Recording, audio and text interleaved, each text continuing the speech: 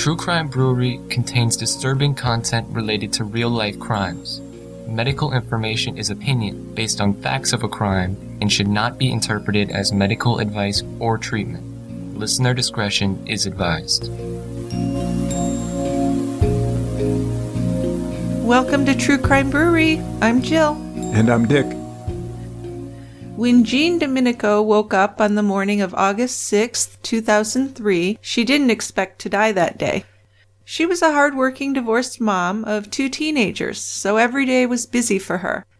After working one of her 3 jobs, Jeanne would go home to fix dinner and clean up the house for her son Charlie and her daughter Nicole. Nothing was more important to Jeanne than her children. For the past 3 years or so, 43-year-old Jeanne had been in a loving relationship with a co-worker named Chris McGowen.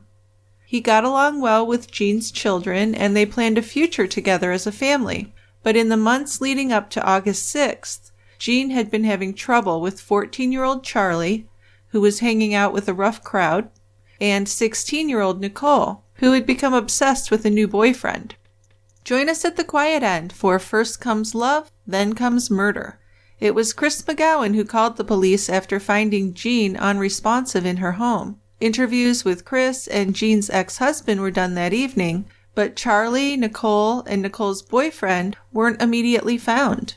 The police had their suspicions about what had happened to Jeanne, but then a confession that night would surprise them, devastate family members, and leave their New Hampshire community in shock. Well, I'm glad you picked a New Hampshire case because I've been wanting to review some beers from Smutty Nose Brewing Company. Yes, one of my good favorites. beers. Good beers. I love the name. So what we're doing with Smutty Nose for this case is its Finest Kind IPA. This is probably their flagship beer. It's an American IPA, 6.9% alcohol by volume. Gold-colored, medium-sized white head, a little bit of lace, nice aroma, citrus and some floral aroma, grapefruit, little pine in the taste, nice hops, very good beer. Okay, of course we both know this beer very well, something we used to drink on the regular, really. Back in the day. So this will be a nice nostalgic beer for us to drink. Let's open it up. Okay.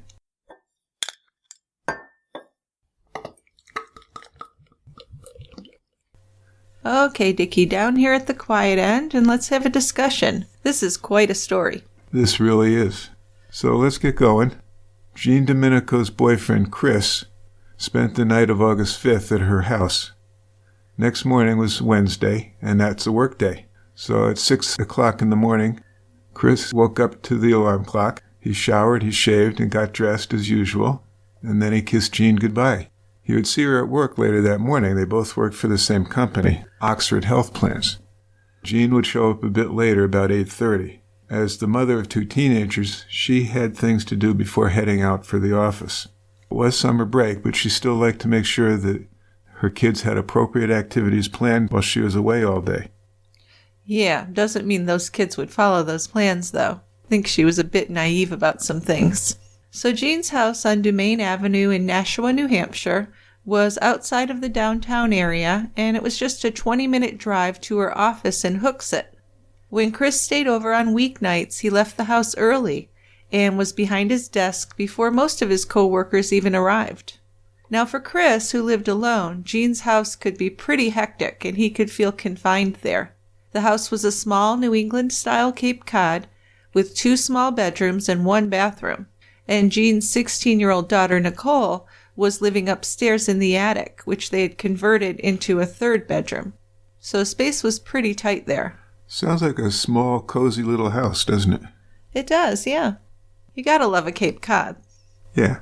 So despite the complications of dating a single mom, Chris was very much in love with Jeanne. From the first day they met, he was impressed by how different she was from the other women he had dated in the past. She had a stylish short haircut, rosy full cheeks, and an infectious smile. And she smiled a lot. She always seemed to be thinking of others and how to bring happiness to everyone she encountered. Yes, and that would be something a lot of people would say about her, not just Chris. She was really well loved. Just one of those people that had the personality that got her along with everybody. Yes. But if there's one thing that Chris tried to change about Jeanne, it was to get her to be a bit stricter with her kids. They left the house in a mess, and she didn't push them to help out at all. In fact, Jeanne had no problem working all day and then coming home to clean up their messes.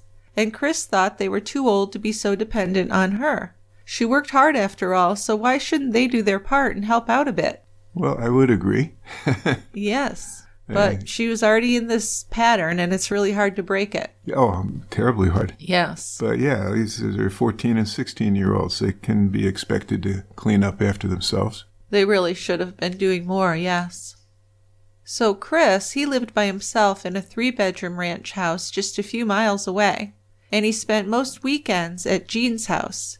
But he didn't stay most weeknights. He was allowing the kids their space, and Jeanne her space, because, like I said, it's a small house. Yeah. Plus, again, they haven't been dating that long, have they? Well, long enough. All right. So during the week of August 6th, 2003, 16-year-old Nicole had a guest staying at the house too, making things even more crowded. Nicole's boyfriend, 18-year-old Billy Sullivan, lived in Willimantic, Connecticut, with his mother and his 4 sisters. He had just dropped out after his junior year in high school, and he'd taken a job at McDonald's to help support his family. So that sounds really admirable, really. Not smart, I think, but admirable. Taking the job. Taking the job is good. Leaving school, I really don't think was a great idea. Well, if he had just dropped out after his junior year and he's 18 years old, he's already been held back at least 1 year, I would think. Yeah, probably. So school probably wasn't his thing. Yeah, from what I've read, I don't think he was a great student, no.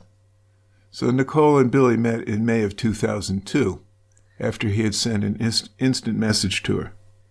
Now, as a teenager working her way through Nashua High School South, Nicole Kazinskas was never part of a clique.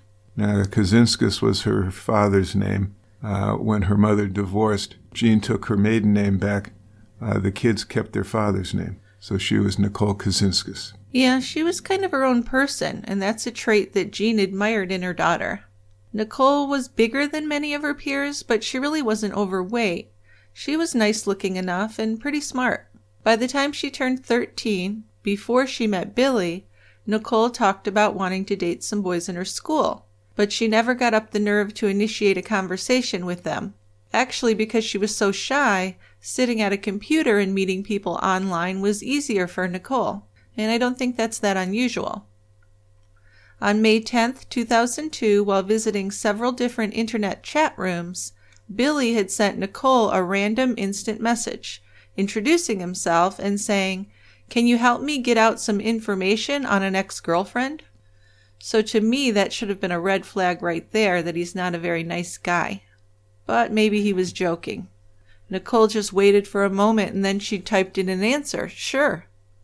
And then over the next few days, they just chatted for hours. Their conversations online soon shifted from Billy's ex-girlfriend, whose reputation he wanted to destroy, to the two of them. So within a day, Nicole had already sent Billy her phone number, and after that, they talked for hours every day on the phone. On May 14th, just 4 days since they had begun chatting, Billy said, "I love you" to Nicole. Now, they'd never even met in person. But for some reason, Nicole felt Billy's emotion was genuine and she would reciprocate. Well, they're 16 and 18. That's the sort of stuff you say. Still seems quick to me, but yeah, I guess it could happen. And it could be fairly normal. But this does seem awfully fast. Well, yeah, to us. Yes. Because it had only taken days for the two to think they were in love, right? Right. And after months of discussions with Nicole, Jeanne had eventually agreed to let Billy stay at her house for a week. Now, she had already taken Nicole to visit Billy's house, and Jeanne had met Billy's mother. So he arrived at Nicole's on Friday, August 1st, and he was due to leave on August 7th.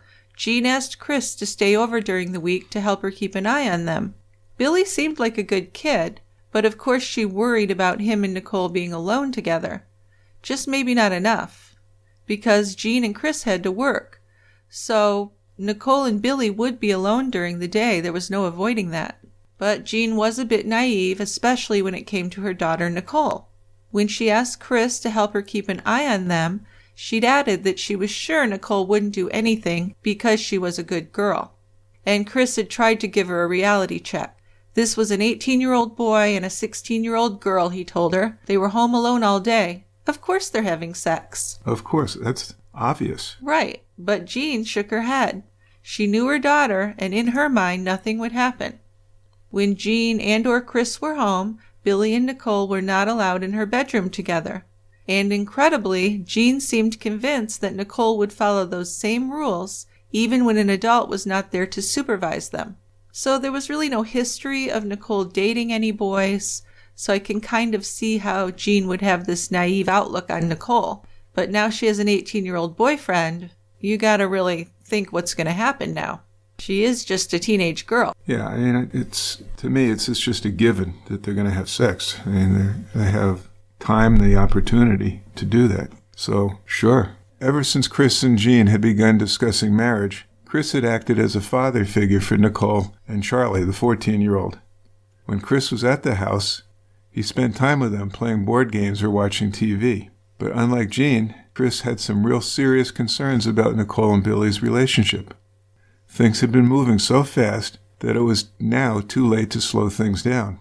Over their 15 months of long-distance relationship, Nicole and Billy had become very close, almost to the point of obsession. Yeah, Dick, and I might even say not almost. I would say to the point of obsession. So that's all these kids were thinking about, huh? I think so. I mean, they were very obsessed with each other.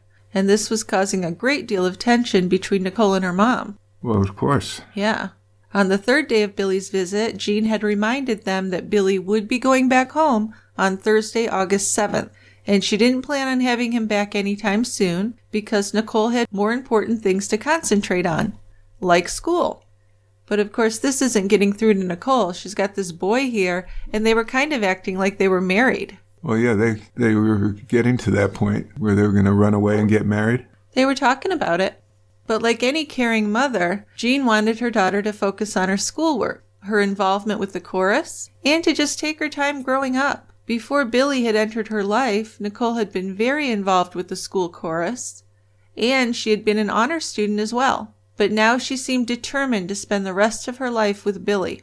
Jeanne didn't want Nicole to waste her life and forfeit her potential over a boy. The upcoming school year was important in her preparation for college, of course. But now with Billy talking about marriage, Jeanne was worrying that maybe Nicole would drop out of school. They'd been discussing sharing an apartment, and Billy had put together a list of household items they would need in their new life together. So this was childish, but it also showed that he was taking his relationship with Nicole too seriously. Way too fast. Oh, I guess. Yeah, they'd been kind of a couple for 15 months, but not really. They'd met twice, right? She went to his place once, and he's been up at her house. Yeah, maybe 3 times. Maybe she'd been to his house twice before. But yeah, they hadn't spent any significant time together. No, so the concept that they're in love and can't live without each other is teenage stuff. I think so. You know, Nicole really had no experience with boys. But on the other hand, Billy had actually slept with a few girls before. And he'd been kind of a player. So this wasn't so new to him, and I don't know how many girls he'd picked up on the internet, although he did seem to be only into Nicole at this point. Who knows how long that would have lasted. But Billy had written a letter to Jeanne, telling her how much he loved Nicole and how he had every intention of spending his life with her. He wrote that he and Nicole had discussed moving to Connecticut together and living with his sisters and his mother. It would all work out, he explained, because Nicole could transfer to a high school in Connecticut. And then he asked for Jeanne's blessing. But there's no way that was going to be given. He doesn't seem to realize how out of line the whole thing is. If he thinks this woman's going to let her 16-year-old daughter go off and live with him, that's pretty insane. You could say that. It's not something a responsible mom's going to agree to. No, it's not. Then 6 months after that letter, Nicole had written a similar letter to Jeanne. And she wrote about her love and devotion to Billy and explained that she wanted to be legally emancipated from Jeanne to be free to marry Billy. And this just wasn't the Nicole that Jeanne knew. This influence from Billy was clear, and it didn't set well with Jeanne or Chris. It was starting to seem also like Billy was controlling Nicole, and Nicole was going along with everything he said, which isn't surprising. No, not at all. So weeks had gone by, and then Nicole brought up opening a joint bank account with Billy. And that's when Jeanne couldn't hold back her anger any longer. She had taught her daughter to be independent and self-sufficient. So on August 5th, Jeanne repeated to Nicole that Billy would be leaving for good, and there would be no further discussion about the relationship. It was time to step back from Billy for a while. He had been causing problems, and boundaries needed to be set. Yeah, so I'm totally on board with what Jeanne was saying there, but I just don't know if that's feasible in real life. How do you tell a 16-year-old you're not going to talk to this boy or see him for a long time? You're going to concentrate on school. It sounds good, but usually a teenager's not going to listen to that. She's already made up her mind. Right, and she's always going to find ways around that issue. Right, but I mean, it's really difficult. What was Jeanne to do? I really don't know. She could send her to a nunnery. A nunnery. Do those exist anymore? I don't know. Well, that wasn't a consideration. But I think you have a point there, even if you didn't mean to, in that the only way out would be to lock her up. Well, I just don't think there's any way that things were standing in that family that Jeanne could be sure that there was no contact between Billy and Nicole. Exactly. So she's banging her head against the wall and not going to get anywhere. But, you know, Jeanne hadn't had it easy. She was divorced, and she knew how one poor choice could follow you throughout your whole life. Her life had not been easy, and her marriage to Nicole and Charlie's father had been far less than ideal.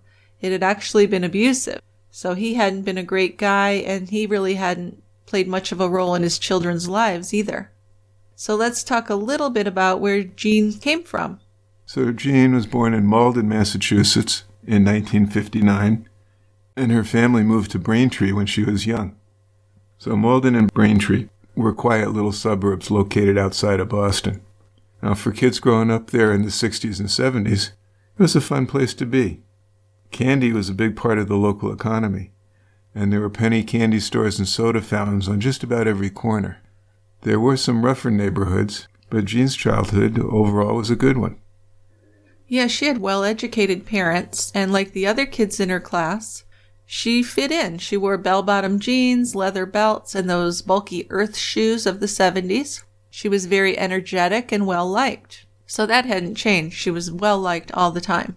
Her former neighbors described her family as close-knit also. And Jeanne's house had been a gathering place for the neighborhood children. Her mother was really good at looking out for all the kids in the neighborhood. So when Jeanne grew up and started her own family, she worked very hard to help support her family. After she and her husband divorced, she had to work several part-time jobs just to keep food on the table and pay the rent. She also volunteered at her children's schools. Since her divorce from Anthony Kazinskis in 1999, Jeanne's focus had been on her 2 kids, and she worried about them, but she also trusted that they'd make good decisions.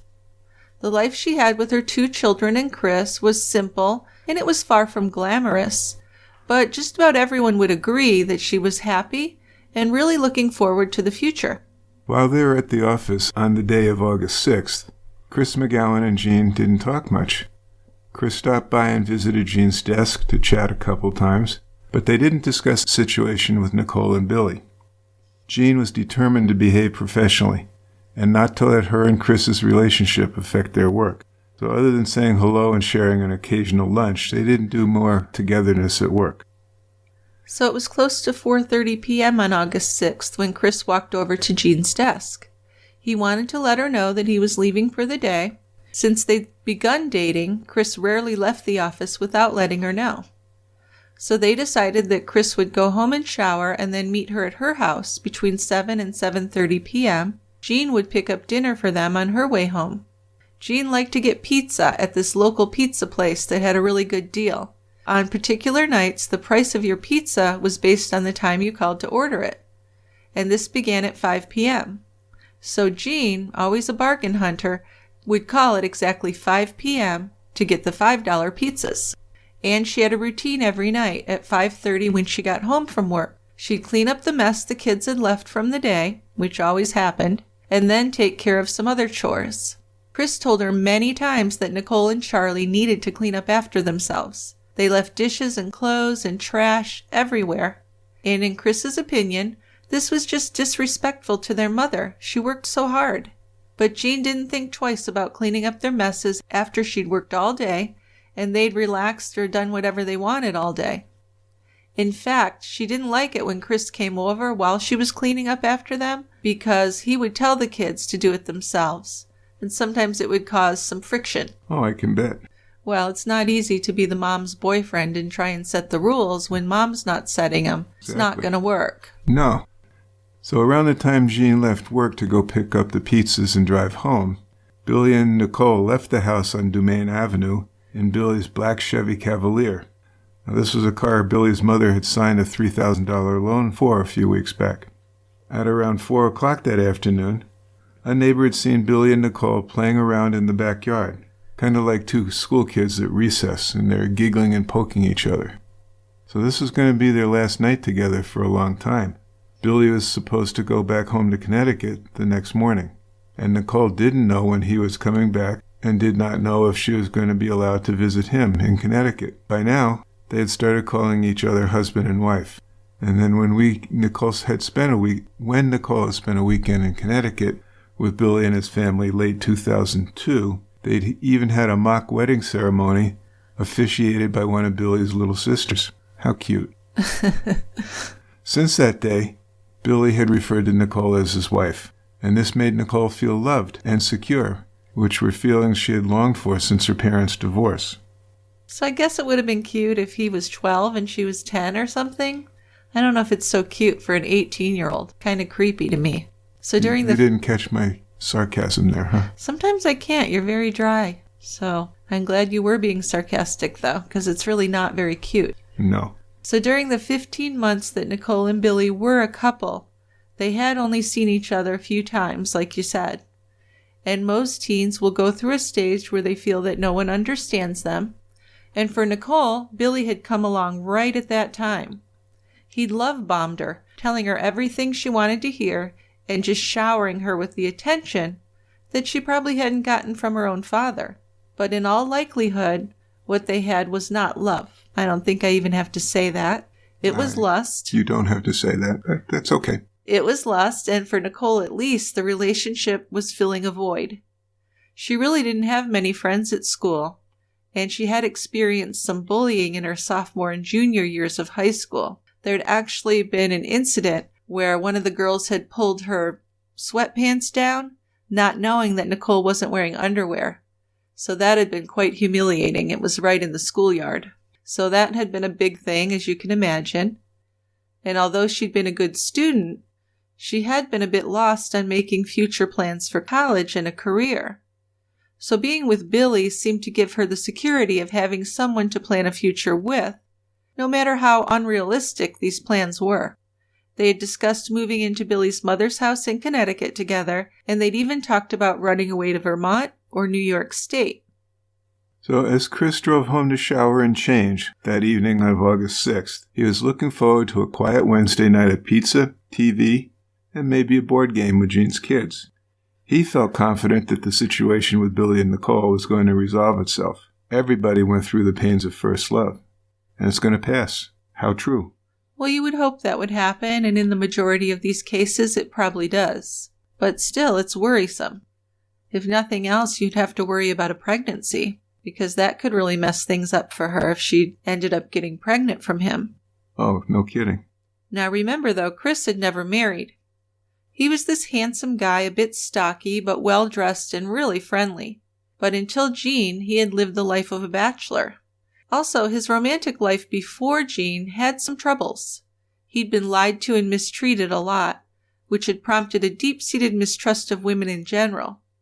Back in the 1980s, after Chris returned to Nashua after working for an uncle in New Jersey, he'd met a woman who he began to see a possible future with.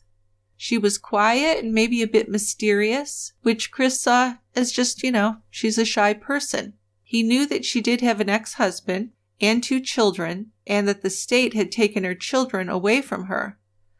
But for whatever reason, he never pushed her for details on that. I think I'd like to know why the state took my kids away. Well, sure. If you've been dating someone for 4 years, that's something you'd want to know, I think. Yes. But it kind of shows you that Chris had his own way of being naive also. I guess he certainly did. Because he was dating this woman for 4 years, and he knew that she had those 2 sons that she didn't have custody of. But on New Year's Eve, he'd bought her a nice piece of jewelry, and she told him that she had something to tell him. And that's when he learned that she had another child, a daughter, and that she and her ex-husband had both spent some time in prison. She'd actually been convicted of manslaughter. Whoa. So this shocked him. I would think. But, he also kind of had to blame himself for not asking more questions during this relationship that, after all, had been going on for years. But after he learned that stuff, he stopped seeing her. And now he was happy because with Jeanne, things were as different as they could be. He absolutely trusted her and saw her as a partner for life. So after he took a shower, Chris packed some clean clothes in his overnight bag. And according to what he later said, it was close to 7 o'clock by then. And he decided to phone Jeanne to see if there's anything she needed him to bring over. So he called. The phone rang 6 times, but no one answered. Now, when Chris hung up the phone, he was thinking, well, she's probably putting the dog out or taking him for a walk. It wasn't that unusual for Jeanne not to answer the phone. Jeanne was constantly doing things to stay busy. Keep busy, Jeanne always said. Keep active. Keep focused. Healthy heart, healthy mind. So Jeanne's son Charlie was at a friend's house. And according to a note Billy had left on the kitchen counter at Jeanne's house, Billy and Nicole were at a local bowling alley playing pool. At the bottom of this short note, Billy said that if Jeanne needed to find the 2 of them, she should call his cell phone. Now, this note wasn't really out of the ordinary. Nicole had always been good about telling Jeanne where she was, and Billy had felt comfortable leaving notes at the house that week while he was staying there.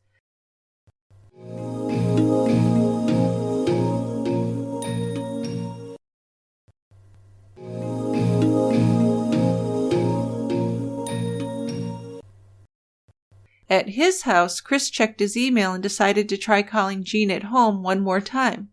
Now it was a few minutes after 7, but she still wasn't answering, so that was unusual.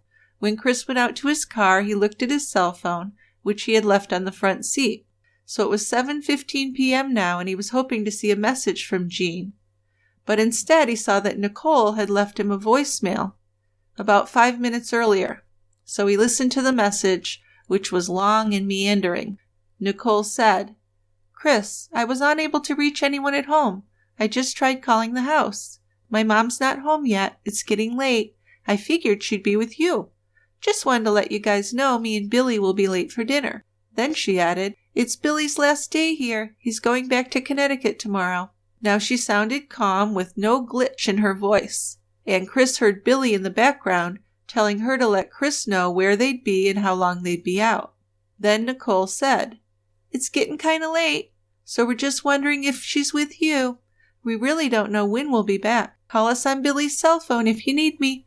Then before pulling out of his driveway, Chris saved that voicemail, and he decided to call Jeanne again. Still no answer. But Chris still wasn't worried.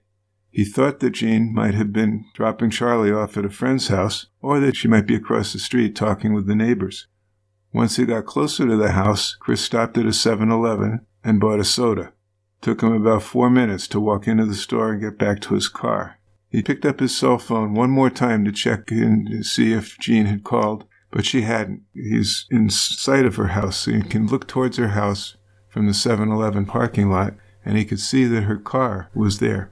Yes, so the 7-Eleven was located right behind Jeanne's house, so it was easy for him just to glance over.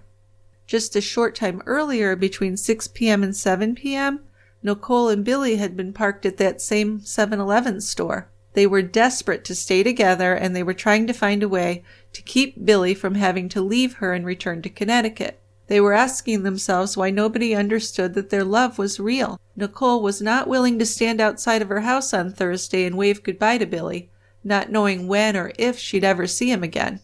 Billy had spent the past 5 days at the house, and for Nicole it had been wonderful. Besides a few arguments Nicole and Jeanne had had about it, Billy's stay had been perfect for Nicole. Nicole had even overheard her mother telling Chris how easy the week with Billy had been. So that evening, Nicole was confused about what to do. She wanted to try and talk to her mother one last time and ask her why she was being so stubborn.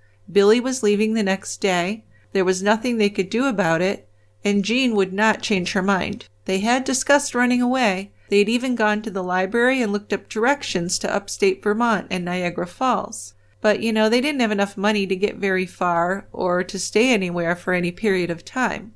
So it just wasn't realistic. Besides, Nicole's a minor. Yeah, she is. Tough to get married. But she talked about being an emancipated minor. She was very focused on doing that, yeah. Or she could get her mother's permission, which wasn't going to happen. No. So as Chris pulled into Jeanne's driveway after he left the 7-Eleven, he saw one of the family dogs, and this was a Shih Tzu named Buster, out in the backyard on his leash. Jeanne sometimes tied Buster outside when she got home from work so he could pee after being cooped up in a crate in the house for most of the day. Jeanne couldn't rely on Charlie or Nicole to let him out regularly.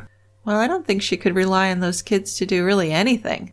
They eat the food and, yeah, sure. Now, Jeanne also had a husky named Princess, and Princess was in a doghouse in the backyard. Chris grabbed the bottle of soda from his front seat and walked toward the front door. He's confused, as Jeanne should have let Buster back into the house by now. He noticed that Buster was behaving oddly. He was just jumping around anxiously and kind of yelping. Something was bothering Buster. Oh, absolutely.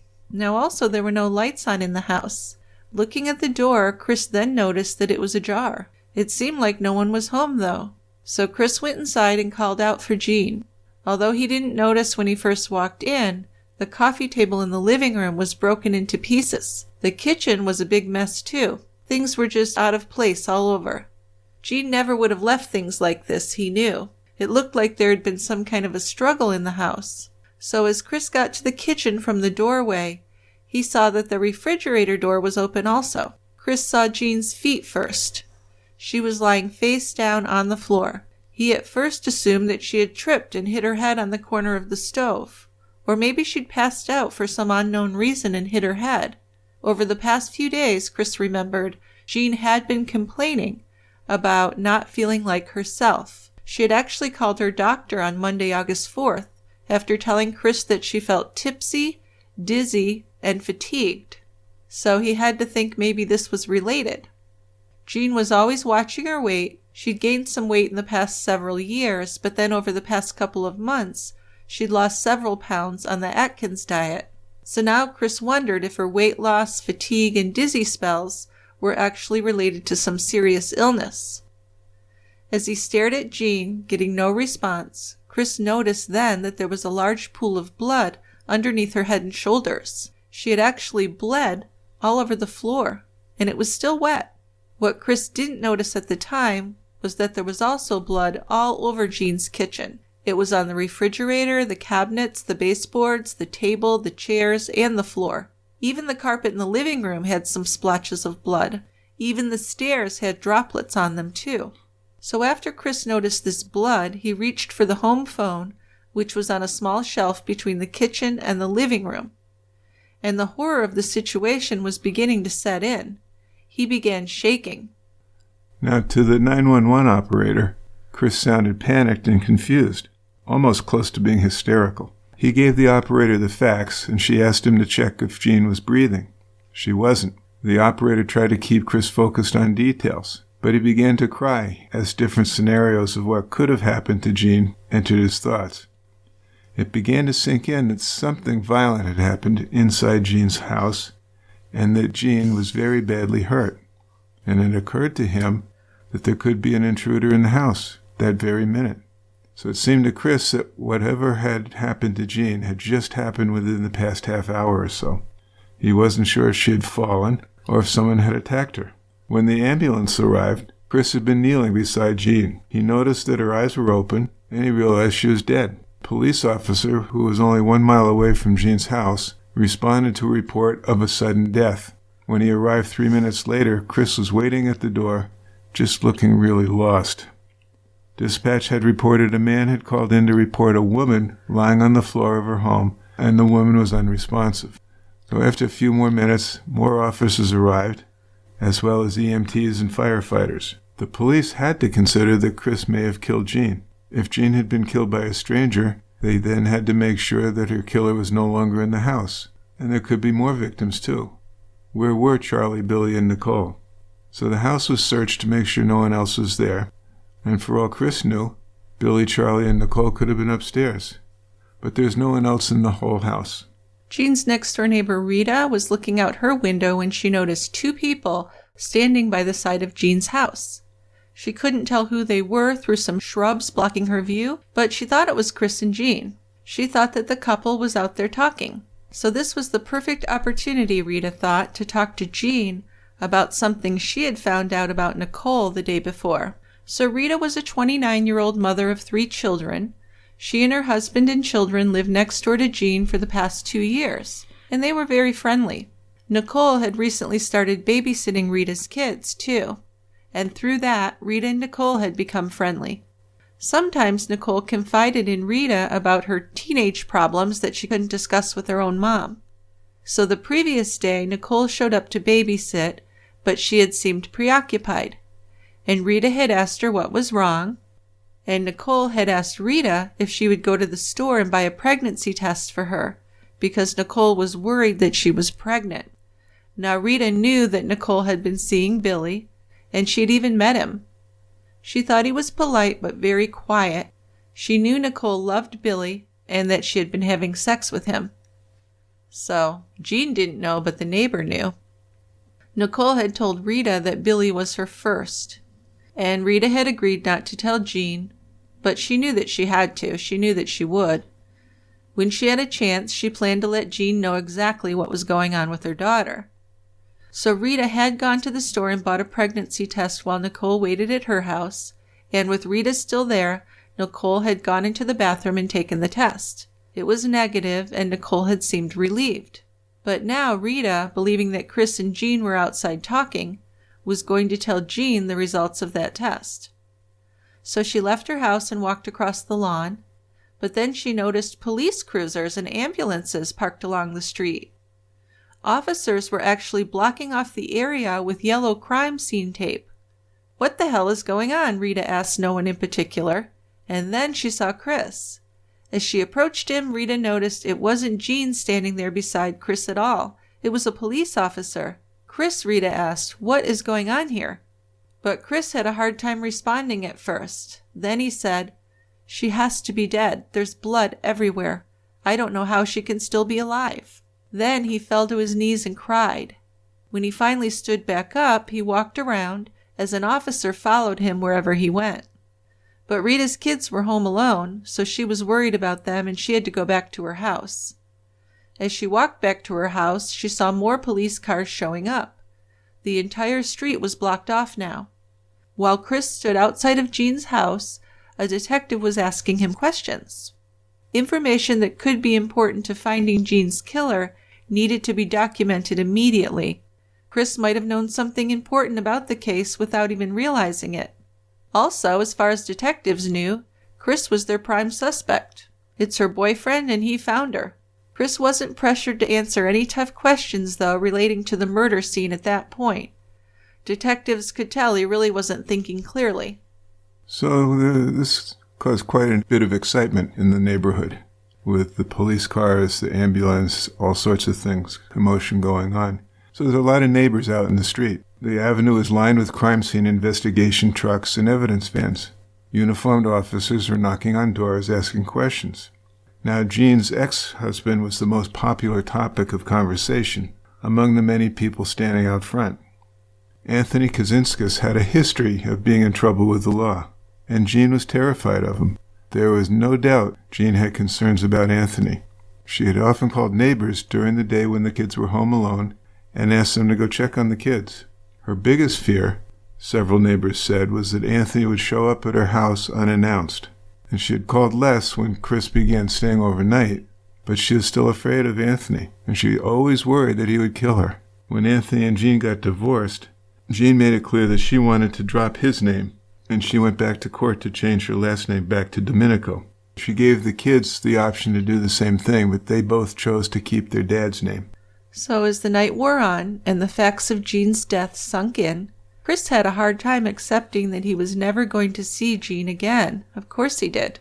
By 9 o'clock, Chris was getting frustrated that he still didn't know how Jeanne had died. Reliving the scene in his mind, all Chris could think of as he stood outside Jeanne's house was that she had fallen and hit the back of her head on the corner of the stove. Nothing else made sense. For the whole time he was at the scene, though, a police officer shadowed Chris, watching everything he did. Yeah, because in the eyes of the police, Chris was at the top of their list for suspects. After all, he was the boyfriend, and he had been the one to find Jeanne. He didn't have a solid alibi to back up where he had been either, and didn't have anyone who could say where he was at the time of Jeanne's death. So the police asked him to go to the station for some formal questioning, which he did. And he would later say that he never felt like he was treated as a suspect in Jeanne's death. Yeah, they never tried to just take him down to the station and get him to confess, which I think some police would have done. So it seems like they handled things pretty reasonably. By the book. Yeah.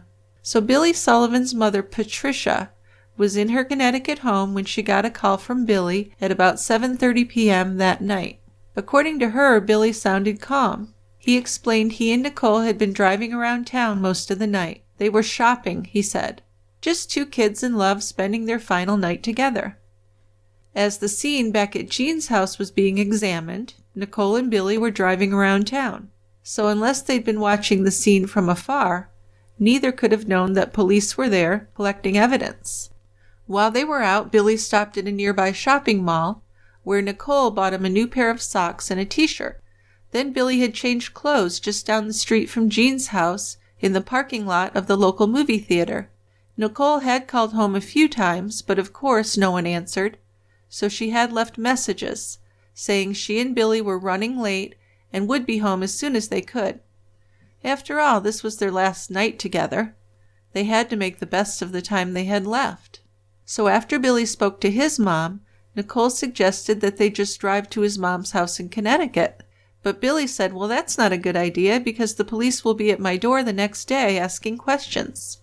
So after leaving the movie theater parking lot, Billy drove to Rebecca's, a friend of Jeanne's, house. Rebecca was Jeanne's best friend, and she lived about 3 miles away from Jeanne's.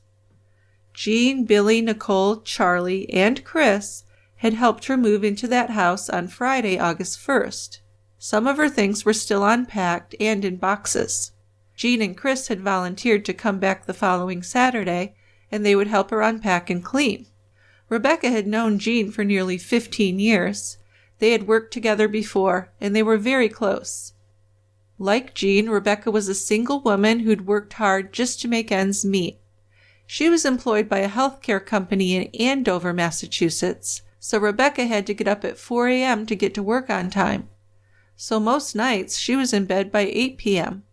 And around 10:05 p.m., Billy and Nicole knocked on Rebecca's door. She wasn't asleep yet, but she had the lights out and she had gotten into that snoozy kind of stage of sleep. Now, she seemed to be a little annoyed at being wakened up, and she let them in. Billy seemed hyped up and jittery. Nicole was more relaxed, but she seemed very sad. Both the kids looked exhausted. But Rebecca chalked this up to their emotions about being separated again, because Billy was going back to Connecticut the next day. "If I look a little jittery or jumpy," Billy said to Rebecca, "it's because I had a Coke earlier." She wasn't real interested at the time. She just wanted to get back to bed. So she finally asked them to leave so she could get some sleep. But she didn't want to kick them out. She felt that being Jeanne's best friend, it was nice of Nicole to bring Billy over. But it was getting late. Well, Nicole, Rebecca said, "It's after 10. Your mother let Billy stay here for a week. She must be worried about you." "I know," said Nicole. So Rebecca picked up her phone and called Jeanne's home. No one answered. Then she tried calling Chris. Still no answer there either. "They're probably out looking for you right now," Rebecca said. She also said, "It's pretty selfish of you to do this to her. Why don't you just go home?" Billy agreed, saying that they were tired and he would go back and sleep on Jeanne's couch. Yeah, so meanwhile, Chris was in a small room where the Nashua police had put him for an interview. In the fluorescent lights, he could now clearly see that both of his arms, from his shoulders to his fingertips, were covered in blood. He was wearing shorts, so his knees were covered from when he had knelt down beside Jeanne. 2 detectives sat Chris down at a small table, gave him a glass of water, and told him to relax. He waited for them for what seemed like hours, but was only 10 to 15 minutes. As he sat there, he imagined his life without Jeanne in it. He and Jeanne had been planning the rest of their lives together, and now all of a sudden she was gone. When one of the detectives came back into the room, he asked Chris, "When was the last time you saw Miss Dominico?" He said it was at work that day because they worked together, and then he explained how they had plans to meet at her house. Then Chris became nervous, suddenly worried as he thought about Charlie and Nicole. This had really been on his mind, how he was going to explain to Charlie and Nicole what had happened to their mother. Charlie had been at a friend's house, and Nicole had been out with Billy, and apparently the police were trying to locate them. And then when he was asked if Jeanne had any enemies, Chris said that the last person on earth to have an enemy would be Jeanne. Then he thought of Jeanne's ex-husband, Anthony. In the meantime, the police had located Anthony, and he had a solid alibi. When discussing the 2 kids, Chris said that Nicole was a model student and daughter. Then the mention of Charlie as a possible suspect disturbed Chris. He couldn't imagine that Charlie had something to do with Jeanne's death. But as he sat and thought about the times Charlie had lost his temper with Jeanne, he had to admit that Charlie had been at odds with his mother in the months leading up to her death. So for a brief moment, Chris thought that it could have been Charlie. Things had to be the way Charlie wanted, or he would yell and throw a fit. He had put his fist through his bedroom door more than once when he got angry with Jeanne. Chris knew this because he had replaced the door more than once. As a single mother, Jeanne had had her hands full with these 2 teenagers. There had been problems at school and with friends. Now most of this was typical teenage angst, but now everything said in the home was being reviewed under a microscope. Well, the police knew that Jeanne hadn't fallen in the kitchen and split her head open. And it hadn't been a burglary gone wrong either. Detectives knew immediately upon entering Jeanne's home that she had been brutally beaten with some sort of blunt solid object, and then stabbed repeatedly with 2 different knives. An early estimate was that Jeanne had been stabbed 40 to 50 times. She had wounds to her face, neck, head, and throat, as well as many defensive wounds on her hands. Investigators had found a broken knife handle inside Jeanne's kitchen sink, and the blade was on the floor. 2 more knives were found out in her backyard. Now here's an interesting thing. Jeanne was very much against having any knives in her house. Even normal, everyday kitchen knives to carve meat or butter knives were not welcome there. As detectives continued to question Chris, he made a point to tell them that Jeanne hated all knives. It was kind of odd. When he first started dating Jeanne, Chris thought it was weird that a woman who cooked dinner every night for 2 teenagers didn't even own a simple set of knives. Chris had found out about this in the spring of 2000, when he grilled steaks in Jeanne's backyard. When he'd finished cooking, he'd walked into the kitchen to carve the meat. But after looking through the drawers for a knife, he couldn't find any. So Jeanne told him she hated knives. She was terrified to have them, and she didn't own any. When Chris brought up with detectives that Jeanne was frightened of keeping knives in the house, they asked him for more details. To detectives, it almost seemed that Jeanne had this eerie sixth sense and fear that she was going to be attacked by someone with a knife. So it was strange. And then, thinking differently now about the past year, Chris couldn't help but think about how the knives that had likely killed Jeanne had ended up in her house. Chris and Jeanne had been shopping one day when Chris came upon a nice, inexpensive cutlery set. Although she was still apprehensive, Jeanne had agreed to buy them. As Chris sat and spoke with detectives, he explained that Jeanne was partly scared of keeping knives in the house because she worried about her son, Charlie. She didn't like for him to have access to knives or anything dangerous like that because Charlie had a bad temper. Chris believed that Jeanne didn't want to keep knives in his reach because she was afraid that Charlie might reach for one in the heat of an argument. So that got police thinking more about Charlie. Well, I would think. But if there's that much of a behavioral issue with him, was he seeing a psychiatrist or anything? I don't think so. So it was just kind of normal stuff that I'm afraid my 14-year-old's going to stab me. Well, yeah, it's a bit much, I know. but that's how she felt, and I can kind of see it. You know, I went through a time period where I wouldn't have a butcher block of knives on my counter, just because the horror movies, they always grab one from there before they murder you. Well, that's where you get the knives, yeah. Yeah, but being afraid that her son might grab one, that's kind of concerning about Charlie, isn't it? It really is. It was after 8 o'clock when Charlie did show up at his house and saw all the commotion going on. And when he learned what had happened, he was devastated and he fell to the ground sobbing. And he immediately voiced regret for butting heads with his mom. He did have an alibi, and he was taken to the police station to be interviewed before his father, Anthony Kaczynskis, came to the police station and picked him up. Yeah, he was taking him to live at his house, because where else is he going to go now? There's no place. Before Charlie left, Chris put his arm around Charlie and told him, "We're going to be okay. We're going to get through this. Are you going to be okay going with your father?" And Charlie said that he would be. Then Charlie looked Chris in the eyes and said he did it. Chris asked him what he meant, and Charlie said Billy. Chris couldn't believe what he was hearing. He told Charlie it couldn't be true. But Charlie was adamant. He said he knew Billy had killed Jeanne. So there's an interesting twist. This little teenager comes up with this stuff. He must have been well, I would imagine the 3 kids at home all day alone. Yeah, right. A lot of conversation and stuff. Yeah, so he probably had a better idea about what's going on with Billy and Nicole than Chris or Jeanne would have. I would think, yeah. So about 10:15 that night, Nicole and Billy arrived back at the house. There were still several crime scene investigators and detectives on the scene, and a neighbor was standing in the street in front of Jeanne's house when he recognized Billy's car inching its way up the street, and he pointed that out to police.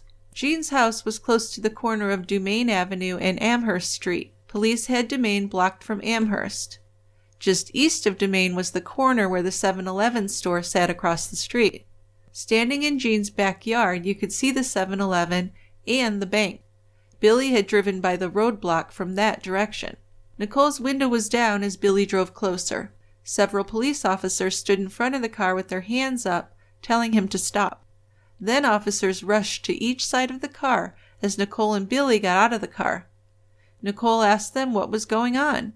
Most neighbors and friends who knew Nicole and Jeanne were very concerned for Nicole and wondered how she was going to react to losing her mother. Nicole had always been very close with her mom. So it was important for the police to get independent stories from Nicole and Billy. They were separated and taken to the police station in separate police cars to be interviewed. Billy was very talkative, and then he began coughing and dry heaving. After Billy was put in an interview room at the Nashua police station, he remained talkative. He was read his rights and agreed to speak without an attorney. Then he spontaneously volunteered that he didn't like police officers, and he said that he had been charged with crimes he didn't commit in the past as a juvenile. Then Billy started talking about shopping with Nicole that evening. He said they walked around, but they didn't end up buying anything. At first, Nicole stuck to the story that she and Billy had agreed on. She even showed the detectives receipts for stores they had been to and evidence that they had signed in at the bowling alley that evening. She said that she called her mother several times to let her know where they were, but Jeanne didn't answer. Then she had left a message with Chris McGowen. She said that she and Billy had then seen a 7 p.m. showing of Pirates of the Caribbean. But Nicole in her interview said that she had also bought some socks and a t-shirt for Billy while they were shopping. And Billy felt the need to wear them that night for some reason, and he had changed clothes just down the street from Jeanne's in the parking lot of the local movie theater. And after that, the two had driven to Jeanne's friend Rebecca's house. The 2 detectives who had spoken with Billy and Nicole separately met to compare notes, and that's when they realized there were some big inconsistencies in the stories. They returned to the interviews, this time with recording equipment on. Well, you know, by this time, Billy and Nicole's stories were quickly falling apart. While Billy spoke to 2 detectives in one room, Nicole was really spilling the beans in a second room down the hall. Nicole changed her story to one where Billy had been protecting her from her mother in a fight, and he had had no choice but to kill Jeanne. She said her mother had come at her with a knife, so Billy had struck her with a baseball bat. Of course, police did not believe this story either, and Nicole finally did begin to tell the truth. One of the first details pertaining to her mother's murder that Nicole brought up really shocked the investigators. Giving all of the details, Nicole admitted that, over the past week, she and Billy had tried to kill her mother 4 times, but it hadn't worked. 4 times? Yeah, so this is something they'd been working on. Jeez. Yeah, a lot more planning going into this than you would have thought. Well, again, Mom's gone all day. You got a lot of time. That's true.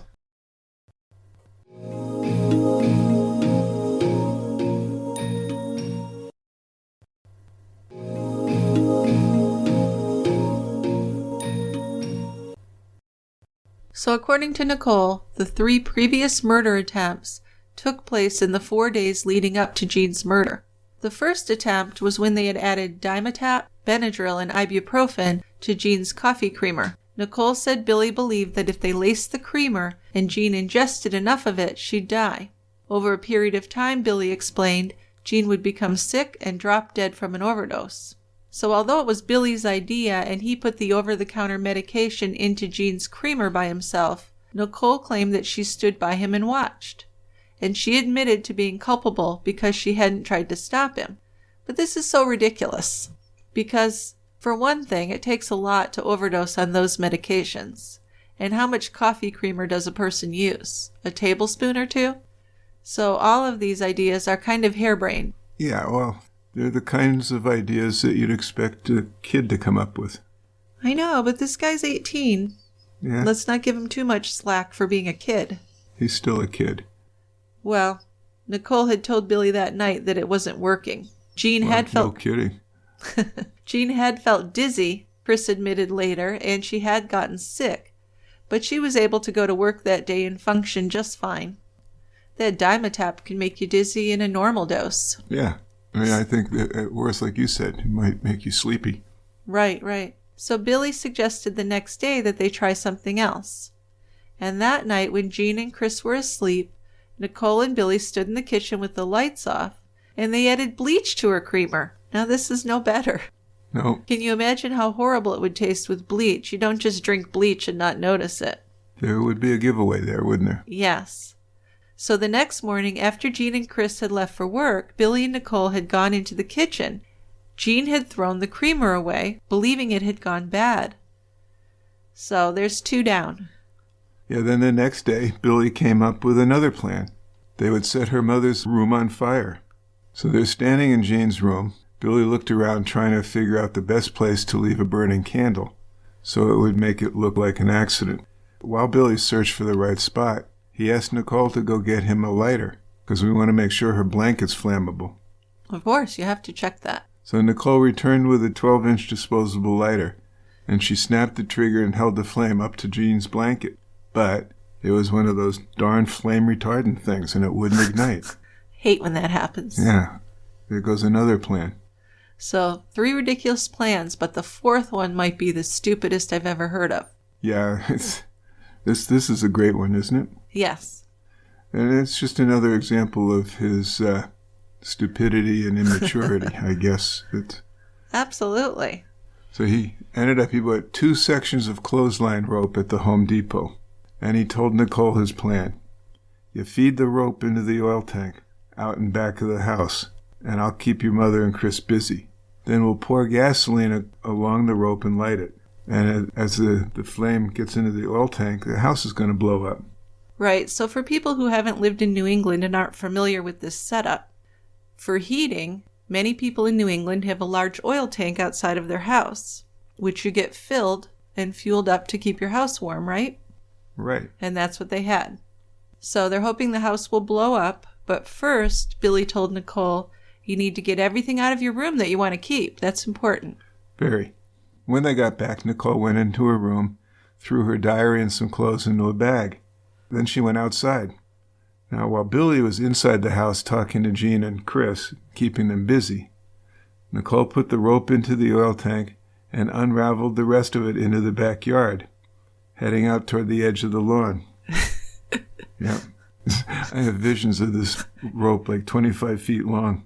I know. If this wasn't such a sad story, this is just hilarious. So the rope's in the oil tank, and she's unraveling the rest.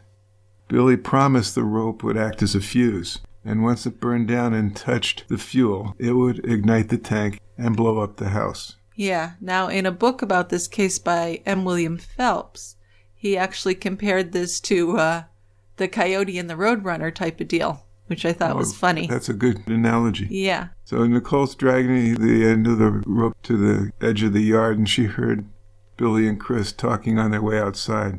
So when she's talking to the police, Nicole said, "I didn't want anybody to see me, so I just ran. I ran to the back of the house with the rope in my hand because I didn't want to leave it out there because she'll get caught." Well, yeah, but she just looked ridiculous. So there goes another great plan.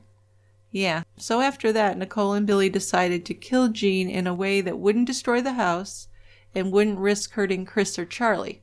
So that's big of them. Yeah, maybe they could have come up with those plans before they tried these other things. Anyway. Perhaps. Now, detectives were stunned by the coldness that Nicole showed towards her mother in the planning of this murder.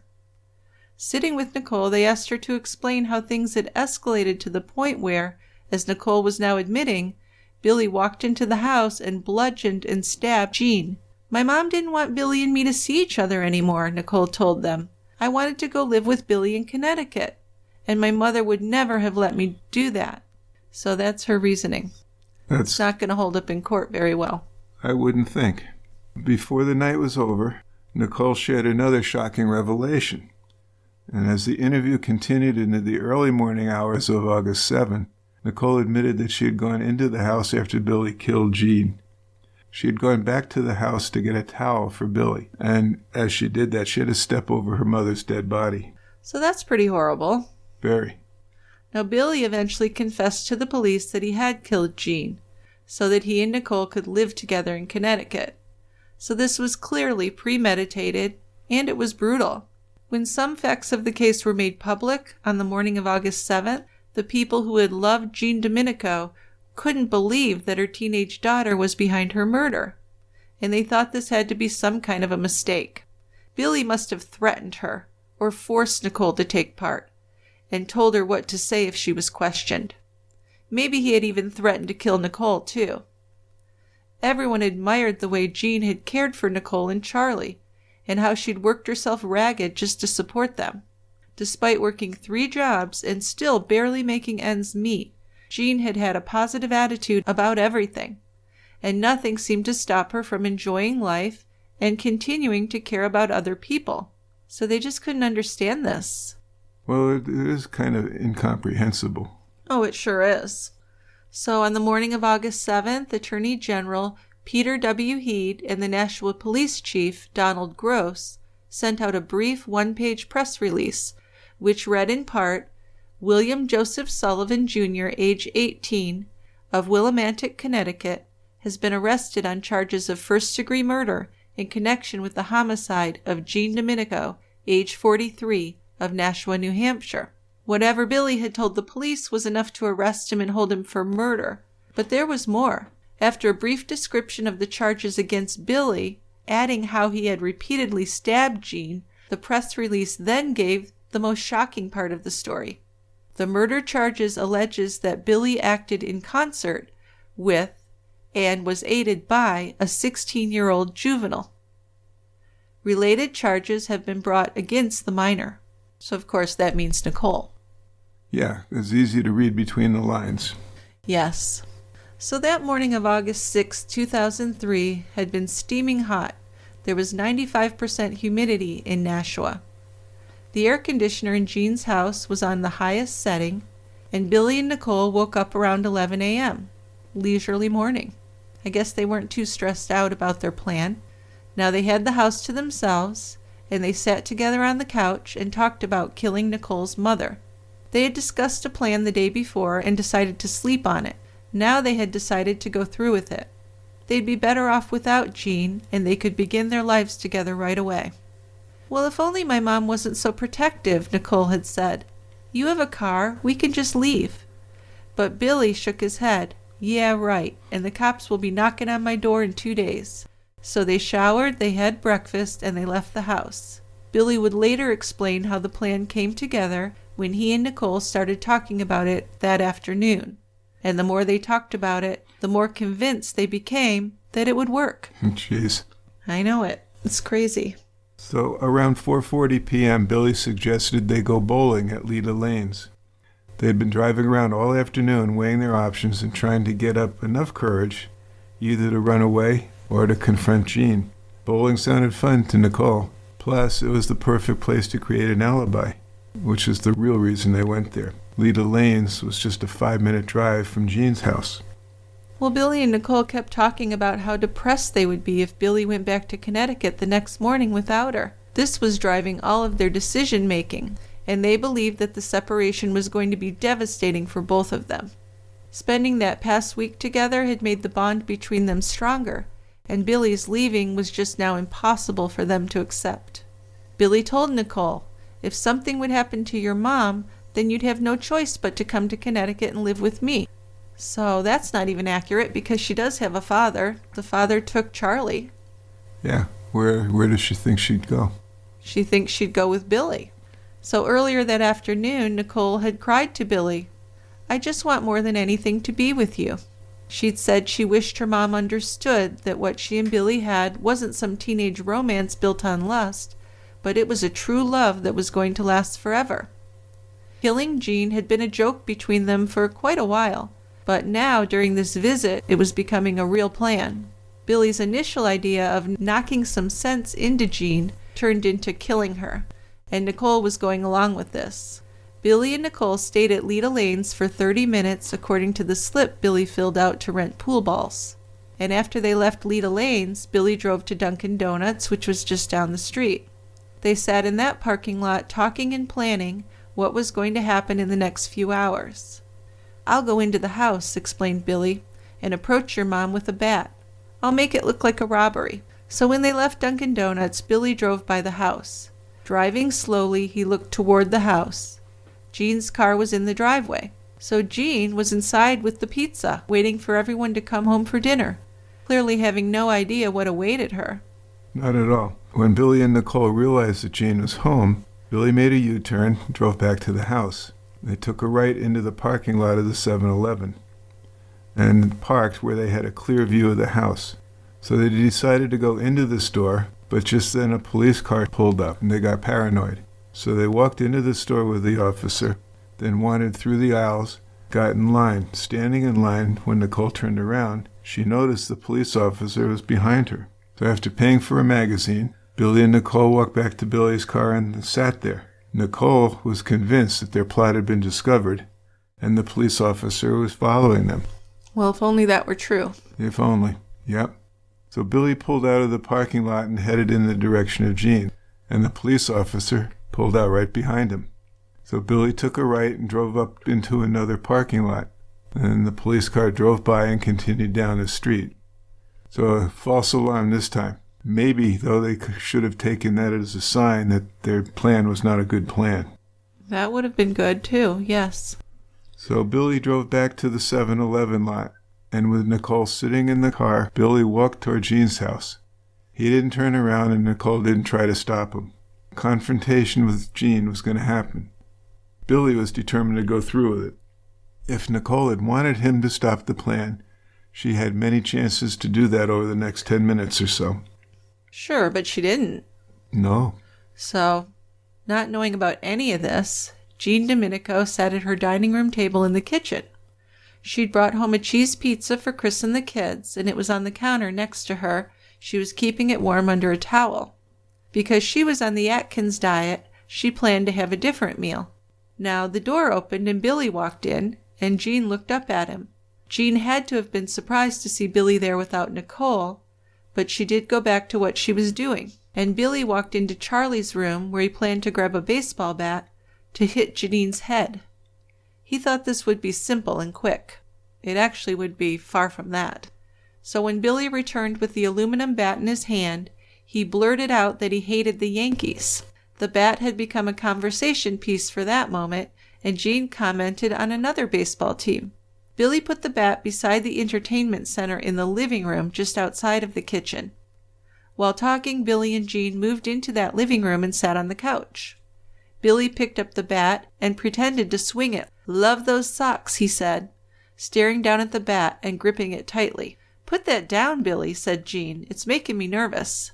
She seemed very uncomfortable with the way things were going, and she didn't want him swinging the bat in the house. "I used to play baseball, Jeanne," Billy said.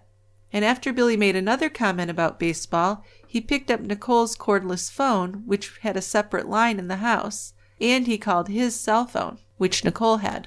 Nicole was still sitting in his car at the 7-Eleven. "What's going on?" she asked him.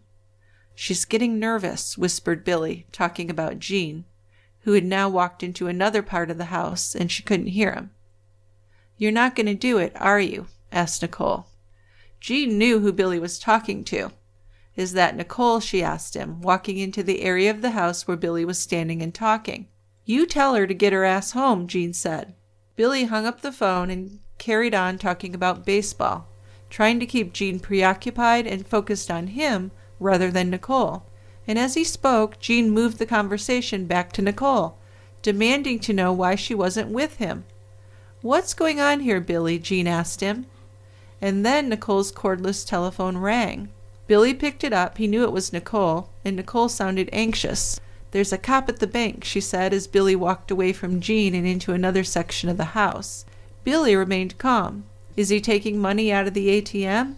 And Nicole said yes, he was. So Billy told her, "Don't worry about it. Everything will be okay. I'll be out soon. Bye, Nicole." And he hung up. Nicole did not try and call him back. She didn't try and stop him. But by now, Jeanne was getting upset. And according to Billy, she started screaming at him as he walked back into the kitchen from the living room. She was yelling, "Why isn't Nicole with you? Where is she?" Billy told her Nicole was across the street. And again, Jeanne told him to tell Nicole to get home for dinner. Now that comment from Jeanne apparently started an argument between them, according to Billy. Billy would say that from then on, everything went wrong. Everything he and Nicole had talked about over the past 4 days, including living together, getting married, running away, and hoping something would happen to Jeanne, was on his mind. And he knew he could either walk away or attack Jeanne then. So Billy had yelled at her that Nicole was picking something up at the store and that he was there to get his inhaler. Jeanne then walked back into the kitchen to get what Billy said was a roast beef and cheese sandwich, which was part of her diet. She was walking back and forth, he said, from the living room to the kitchen, and she was complaining about having to be on that diet. Billy felt Jeanne's anger was directed at the fact that he was standing there and Nicole wasn't there, and he said that made him even angrier. So they continued arguing about Nicole, Billy said, but he couldn't remember the exact words that Jeanne had spoken to him. As they yelled back and forth, Billy said there was a point of no return for him. Billy insisted that all he could see was Jeanne's mouth moving, couldn't hear anything. He wasn't listening to the words and couldn't understand them. It was an argument, Billy admitted, that he had probably provoked just to build up the guts to finish what he had set out to do to Jeanne. So as Billy continued to argue with Jeanne, she walked over and shut the door to the upstairs in order to keep the air conditioning from going upstairs. Then Billy confronted her with the bat in his hand, and he swung, planning to hit her in the head. Instead, he missed and hit her across her back. Now the impact pushed Jeanne against the wall and startled her, but she didn't fall down. So after Jeanne realized what had happened, she turned, holding her side. This violence wasn't something she had expected. She knew Billy was unstable and had told her friends that there was something about him that just wasn't right, but she never thought he was capable of such violence. Billy later said after he struck Jeanne in the back, he then swung again and hit her in the head, and the medical examiner's report supports this. Crime scene photos would show a large laceration in the back of Jeanne's skull. Billy thought that he had now exposed his true self to Jeanne, so there's no way she's going to let him see Nicole again. You think? Jeez, brilliant. So in his mind, he really had nothing left to lose. He threw himself at Jeanne, and they both fell on a coffee table in the living room and broke it. Billy claimed that it was a struggle to keep Jeanne on the floor because she was a lot stronger than she looked. At one point, Jeanne even managed to get out of his grasp and run for the kitchen door. Yeah, oddly, while Billy and Jeanne fought inside the house, Nicole sat in Billy's car and read the magazine she'd bought at the 7-Eleven. Jeanne had almost made it to the door, but Billy was close, and he pulled her back into the house. When she fell to the floor, she did try and get up, but Billy pushed her down again. Then Billy ran into the kitchen and grabbed a steak knife off the counter. Then, running back at Jeanne with the knife, he stabbed her in her right shoulder, burying the knife down to the bone, using so much force that the knife blade broke off. Then Billy grabbed a second knife from the butcher block set Jeanne had been so against keeping in her house. He went straight for Jeanne's upper body and stabbed her in the throat. Billy said then he just couldn't stop himself from going after her. He even fantasized that there was something he could do to make Jeanne just lose her memory, so she wouldn't have to die, but she'd forget what happened. So when Billy struck Jeanne with the second knife, he dropped it on the floor. Then she got up, picked up the knife, and ran at him. But when she tried to stab him, she slipped on her own blood, he said, and she went head first into the glass part of the door. Billy then grabbed a third knife and frantically stabbed at her. He kept stabbing until Jeanne stopped moving. Billy remembered stabbing Jeanne 8 times. But the medical examiner counted 40 stab wounds, 2 in Jeanne's back, 1 on her wrist, 7 to her chest and throat, 6 to her face, 13 on the right side of her head, 2 on the left side of her head, and 9 in the back of her neck and head. When Billy finally stopped stabbing her, he ran for the door. What he didn't notice was that he had left bloody prints on the knives and the baseball bat and a palm print on the refrigerator. So this was very sloppy, and investigators believe that all this happened during the fight. He had also left a large handprint on the living room carpet and several bloody footprints on the floor. Billy said he could hear Jeanne still struggling to breathe when he went out the door. She did have a punctured lung in addition to all of her other wounds, and Billy, of course, was covered with her blood. Nicole was still in Billy's car wondering what was going on and why he was taking so long. Billy was panicking as he stood by the door, wondering what he should do next. He was absolutely covered with blood. He needed to change his clothes, get back to the car, and then leave town. So he walked over Jeanne's body and ran up the stairs, leaving a path of bloody footprints. When he got upstairs, Billy grabbed a jacket. Then he ran downstairs. He spread the jacket on the floor and took off and piled his bloody clothes into it. Then he went into the bathroom to wash the blood off his hands, face, and arms before putting on a clean set of clothes. But he still had quite a bit of blood. Oh, yeah. After he did get dressed, he ran out the door into the 7-Eleven. Nicole was leaning against the car reading her magazine. Billy told her it was done. He said that he had left his inhaler in the house and he needed a towel, so she was going to have to go back inside the house. Why her? Had Billy had enough? I think he was done. Yeah, he said, it's your turn. So he pulled out of the 7-Eleven lot, driving about 60 miles an hour, made a sharp right turn onto Dumaine. He told Nicole that she had to go into the house for him. He needed a wet towel to get more blood off himself. Nicole was crying, and she said she didn't want to see her mother, and she couldn't believe he had actually killed Jeanne. Well, yeah, but she wasn't terribly upset because the next thing she said, according to Billy, was, well, now we're going to be together. And Billy would say she seemed happy and relieved. So Billy pulled into Jeanne's driveway and told Nicole to meet him back at the 7-Eleven. As Billy pulled out of the driveway, Nicole walked toward the house. But after opening the screen door, she tried to push open the main door into the house, but it wouldn't move because something was blocking it. Yeah, so she forced it open in a crack and saw that it was her mother's dead body that was blocking the door from opening. So this shocked her and she backed away. But then as she's standing there, she reminded herself that Billy was counting on her. So she did manage to push the door open, walked in, saw blood all over the room. After going into the bathroom, grabbing a towel and wetting it, she headed for the door. She noticed the broken knife blade on the floor, so she picked it up as she left. She ran toward the bank parking lot where Billy was now parked. On the other side of Billy's car, there was a sewer drain. So Nicole dropped the knife blade into the drain and got into the car. Well, just down the road from Jeanne's house was the Pheasant Lane Mall. Billy parked there after stopping by an ATM to withdraw some money. He told Nicole to go into the mall and get him some clothes. Nicole was shaking and crying at this point, but she agreed. After buying a shirt, Nicole ran out to the parking lot and hopped back into Billy's car. Next, Billy stopped at the JCPenney store just up the street. Nicole went in and bought a pair of pants and socks for him. She put the receipt in her front pocket. Billy then drove to the AMC movie theater so he could change clothes in the back parking lot where it was dark. When Billy finished getting dressed, they took off for Massachusetts. They drove through the country roads until Billy came to the entrance to Overlook Golf Course in Hollis. He pulled into the driveway and found a dirt road which led into a wooded area. Billy pulled into a secluded area and popped his trunk. Then Nicole jumped out, grabbed everything in the trunk she could find, and put them into a bag. She found a tree and tossed the bag behind it.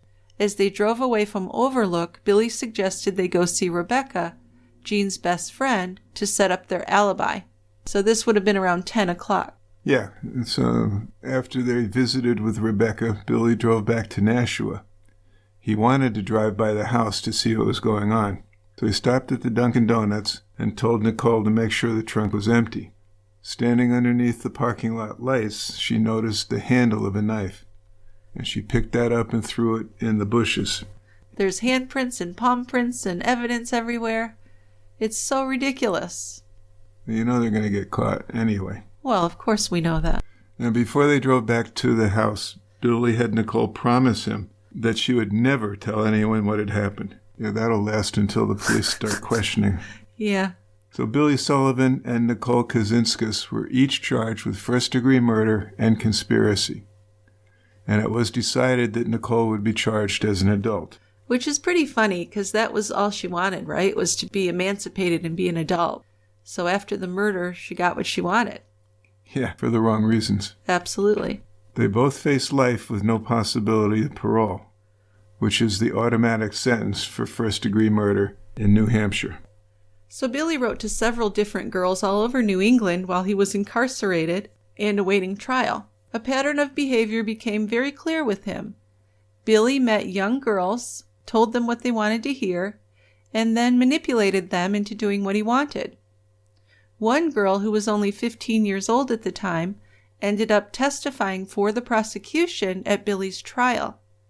She said that Billy had written her over 100 letters from prison, and Billy had told this girl that he would marry her if she would just convince Nicole to testify that someone else had killed Jeanne. But Nicole accepted a plea deal, and she testified against Billy.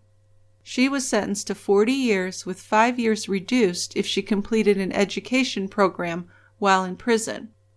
She had 2.5 years taken off her sentence for furthering her education, and the terms of her deal allow her to seek a further reduction after she serves 2/3 of her sentence, which won't be until 2031. Chris McGowen told a local news correspondent that he felt Nicole was just as guilty as Billy and should have been sentenced the same as Billy Sullivan was. Well, sure, but she threw in the towel first and got the plea deal. It could have worked the opposite.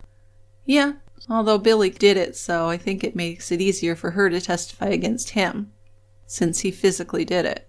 Right. But he could have taken advantage. I guess what I'm thinking is that she spoke up first and took the plea bargain.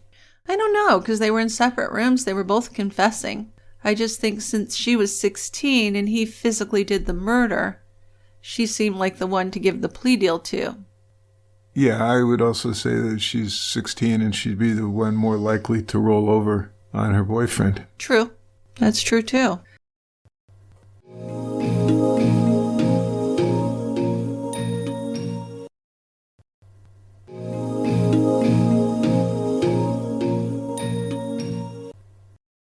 Chris had gained a lot of weight since Jeanne died, and he had a difficult time socializing and even just going to work.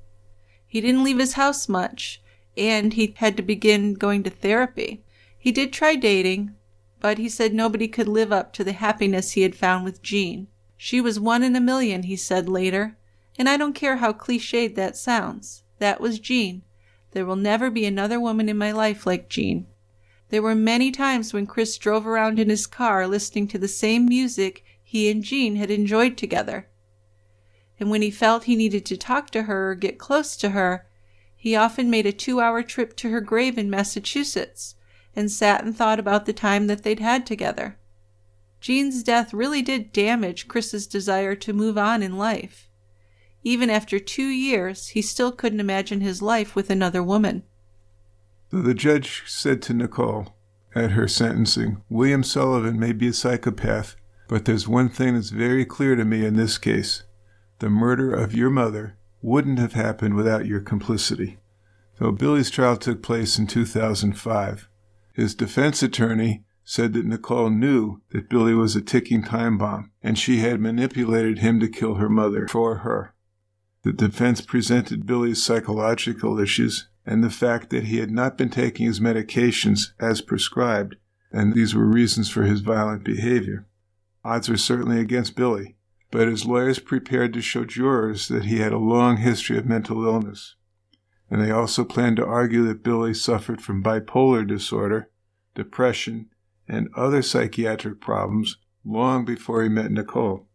After beginning his relationship with Nicole, his defense claimed that the strain Billy was put under exacerbated his mental capacity to be able to discern right from wrong. Yeah, so Billy pleaded not guilty due to reason of insanity, which we know hardly ever works. He had experienced a difficult childhood, and he had witnessed domestic violence in his household. By the time he was 16, his mental illness seemed to be under control, though, with therapy and medications. But then he stopped taking his medication regularly, so his lawyers claimed that he was incompetent to stand trial. But in the end, the judge disagreed and the trial went forward. In July 2005, Billy was convicted of first-degree murder, and he was sentenced to life in prison. Nicole's biological father, Anthony Kaczynskis, was the only person from Nicole's family to sit behind her at her hearing, but he couldn't stand behind what she'd done, he told her. "Everything that everybody has said in this courtroom, think about it," he told Nicole. "What you and Billy did haunts a lot of people. I hope it haunts both of you. You changed a lot of people's lives. Think about it," he said. "You have plenty of time." Billy's appeals have failed. Nicole attempted to have her sentence commuted in 2020, but she was turned down by a vote of 3-2. Chris McGowen carries a string of rosary beads made from the roses he sent Jeanne Dominico on the day before she was murdered. He had meant for the flowers to be delivered August 14, 2003, which was the 3rd anniversary of the day he'd met Jeanne. By mistake, the florist sent them to the office where they both worked on August 5th, which is the day after he placed the order. Right, and the day before she died. Day before she died. So if not for this mistake, she would have been dead before receiving the flowers. Yeah, so he kind of saw that as some kind of serendipity, I guess. So TCB's music was produced by Mike McClellan. You can find out more about his work at his website, podcastps.com. If you have comments, a case suggestion, or maybe even a beer recommendation, please send us an email to truecrimebrewery@tiegrabber.com, or even better, leave us a voicemail. I'll put a direct link in our show notes for you to click on and record your voicemail for a future show. If you'd like to support our show and get our episodes ad-free, plus get a special members-only episode each and every month, please go to tiegrabber.com and take a look at our subscribing options. They're very inexpensive, and there are over 150 shows in our members-only TCB premium feed for your listening and binging pleasure. And you also have the option of subscribing through Patreon by going to patreon.com/tiegrabber. Now, either way, you'll get your own personal subscription link that you can paste into your podcast app, so you can listen there as well as on our website without any commercials or promos. So you won't have to listen to me talking about this anymore either. So think it over. You might find it's worth it.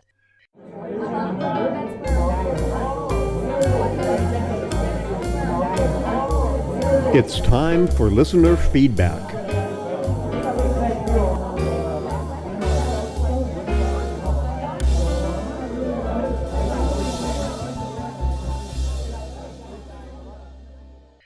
So we have some great feedback to share with you today. What have we got, Dickie? Today we have a couple voicemails and one email. And the first voicemail is from Matt, and he has a case suggestion. I think he also threw in a beer suggestion there, too. Sounds good. Hi, Jill and Dick. Matt here from Harrisville, Rhode Island, little town that is home to the Conjuring House. Just want to say that I love the podcast. I listen to you guys to and from work. I have about an hour commute each day, 6 days a week. So fills up the time to and from home. Keep up the great work. I do have a case suggestion. I'm not sure if you guys have done it because I do bounce around in the podcast. I do not hate to say listen to them in order. It's the Emory Case here in Rhode Island. I think it was from 1990, around that time. Sure, you must have heard of it, being former New Englanders. It involved a road rage incident, I believe, and a murder. And then there's if I remember correctly, there is a videotape of the courtroom after the conviction where he is talking to his wife, Adam Emory. And there's always been controversy of what they were actually saying to each other. If you don't know the story, it does lead to a supposed suicide. They supposedly jumped off the Newport Bridge, but only, if I remember correctly, she was found. He has never been found. And I do believe he's still considered a fugitive. So I have not seen this case done in any podcast. Again, I'm not sure if you have done it. If you do, great. But I would like to hear it. I do recommend that you look into this case or what your take is on it. And I do have a beer recommendation for Dick. Right now, currently, as I speak, I'm drinking something called Lamplighter, and it's Super Bloom, which is a pale ale. Just discovered this a few weeks ago. It's actually pretty good. It's out of Cambridge, Massachusetts. I'm not sure if you've ever tried it, but I suggest giving it a chance. It's pretty good. That's it. Hope you guys are well. Have a great Easter, and keep up the great work. Bye.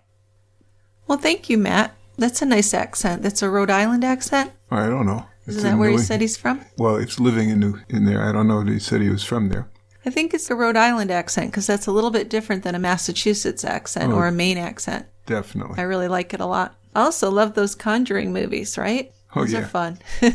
Crazy. Yeah. This looks like an interesting thing to consider.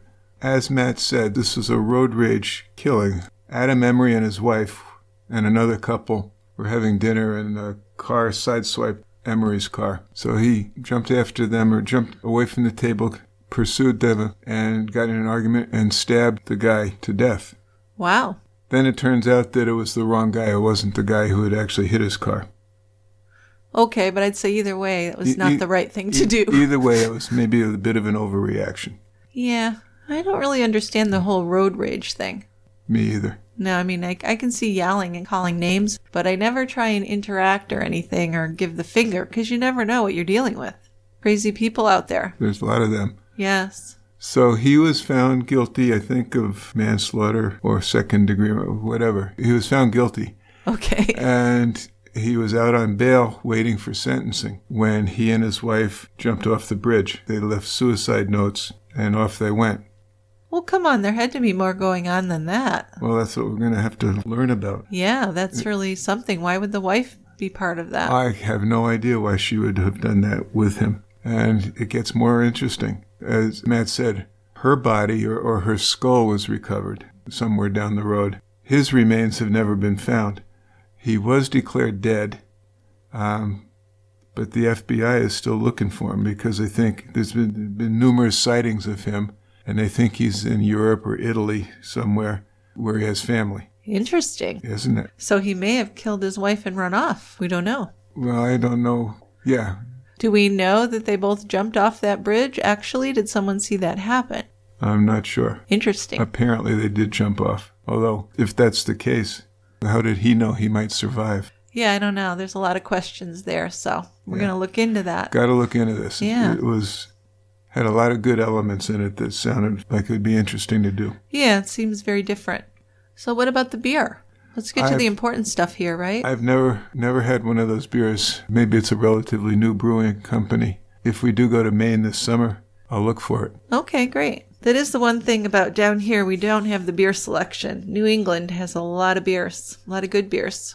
Yes, I got spoiled. Yes, you did. Okay, let's play another voicemail. Okay, and this one's from Allison. And she also has a case suggestion. And this looks like a short one. It is a short one. Hi, Jill and Dick. This is Allison from Hillsborough, New Jersey. Happy Easter. I'm sitting here drinking mimosas, and I recently became a tie grapper. For some reason, my husband and I started talking about the murder-suicide of Bryn and Phil Hartman. My grandmother had a boyfriend who actually used to go drinking with Phil in Canada. I thought that would be a pretty good case to do. Anyway, hope you think about it. I love you guys. Bye. Thanks, Allison. We love you too. That's just a great suggestion. Of course, we do know quite a bit about this case. I did read a book about it at one point. Super sad. Yeah, you were at the point of getting ready to do an episode on this. I was. Sometimes I pick up a case and I start doing it and I think, it's just making me depressed. I can't do it right now. And then I come back to it. So this might be one to do. It could be one we could come back to, sure. I appreciate the suggestion. All right. And then we have one email from Nicole. All right, this is a case suggestion, and Nicole writes, Hi, Dick and Jill. I really enjoy your podcast. You do a fabulous job with your research and presenting the cases you cover. Thank you very much, Nicole. I have a case suggestion from my childhood hometown. It's the case of Lori Eisenberg. This takes place in Coeur d'Alene, Idaho. She was embezzling money from a coalition and also murdered her husband to cover it all up by drugging him and throwing him off of their boat in the middle of winter on Lake Coeur d'Alene.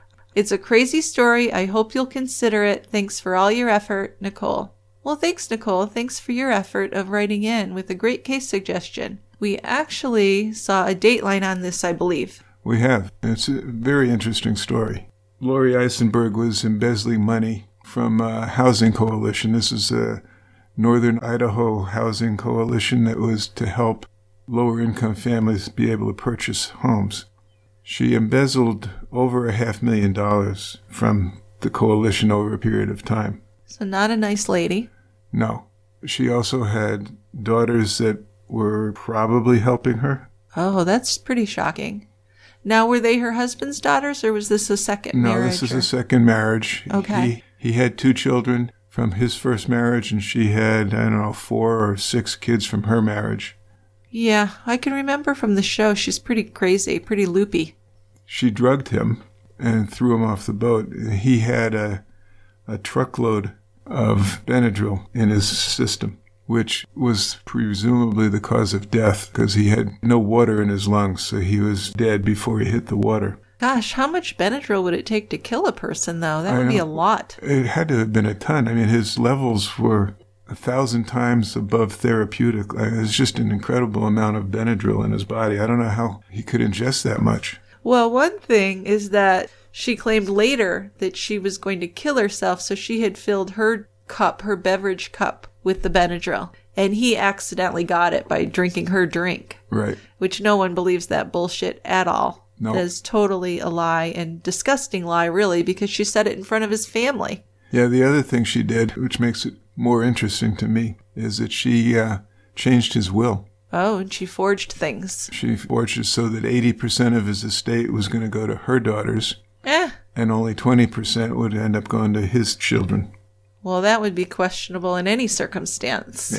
Yeah. So, and this was just some quick reviewing of stuff. We saw the Dateline. Yes. I think there's a Snapped episode on it also. We'll see. Yeah, let's see what we can find on that. Because let's check it out. She seems like a crazy, evil broad. Yes. Yes, indeed. Well, thanks, Nicole. Great suggestion. Thank you, everyone, for writing and leaving voicemails. I've decided for the month of May, if you call in and have your voicemail played, we're going to send you a free bottle opener, which our bottle openers are really cool. You can look on our website and take a look at them. They're the kind that can fit in your wallet, and they're very solid steel. They've got our logo on them. So, if you want to get a free bottle opener, what you can do is just call in with your voicemail. If we play it on the show, then you just send us an email with your address, and we'll send you that. Probably a sticker too, right? That's our effort to get more voicemails. Because now that we're doing the show every other week, I thought we could make feedback a little more in-depth, a little bit longer. So get those voicemails coming in. Absolutely. Okay. All right. Well, thank you so much for listening, and we'll see you next time at the quiet end. We'll save some seats for you. Absolutely. Bye-bye. Bye, guys.